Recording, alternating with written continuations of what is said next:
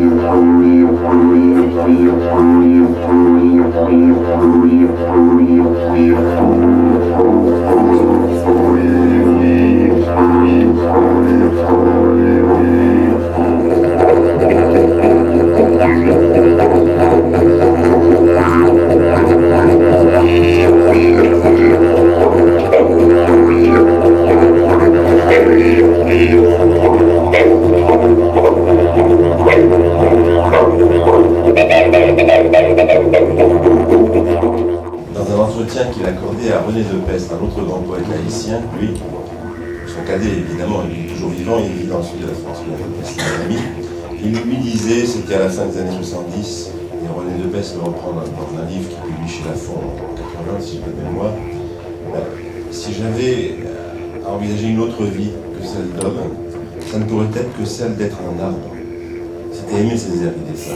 Parce que l'arbre, disait-il, eh bien au fond, il a les pieds bien tranquillement, bien enfoncés dans la glaise, il aspire la lumière, donc il réunit les éléments.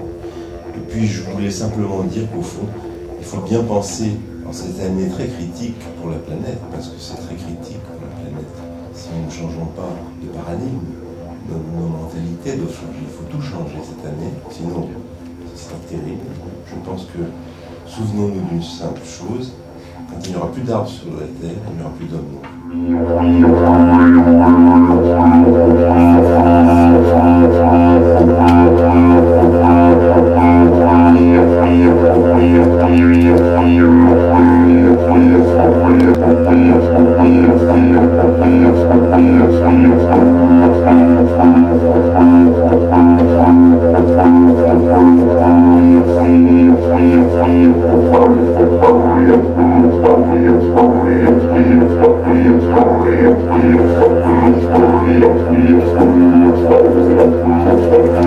C'est ça l'intéressant dans le cinéma, c'est cette possibilité de pouvoir se promener avec la caméra et découvrir et rencontrer des choses qu'on ne prévoit pas, parce que c'est ça, c'est ma première expérience aussi cinématographique et j'avais la sensation de que tout était inconnu et imprévisible, c'est-à-dire que je découvrais en même temps que je filmais, enfin que je filmais, que je regardais.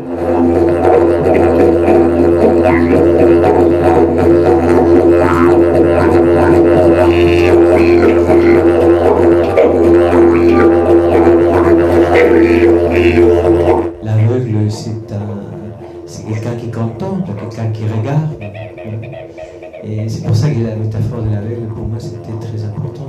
D'ailleurs, c'était un hommage à M. Borges que j'ai rencontré.